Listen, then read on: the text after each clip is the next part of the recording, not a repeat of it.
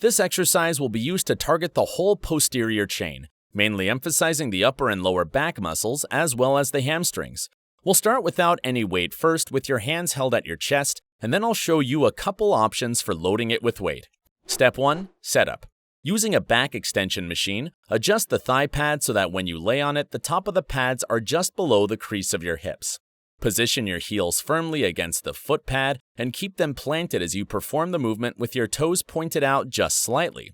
Cross your hands over your chest and move your torso to the starting position slightly below parallel to the ground with your back straight. Step 2. Execution. Tuck your chin to align your neck with your spine and brace your core as if someone were about to punch your stomach. From here, lift your chest up to extend your upper back. As you do so, think about driving your hips forward into the pad and pressing your heels down against the foot plate to activate your hamstrings and glutes.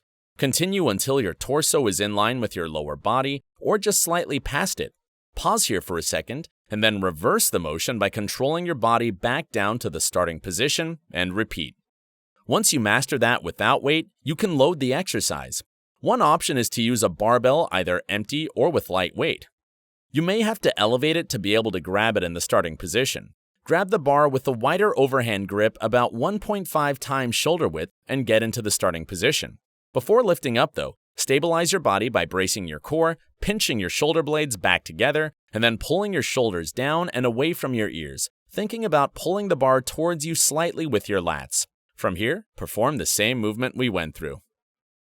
Another option is to hold a dumbbell or weight plates in each arm with your arms straight. Choose what's most comfortable and convenient for you.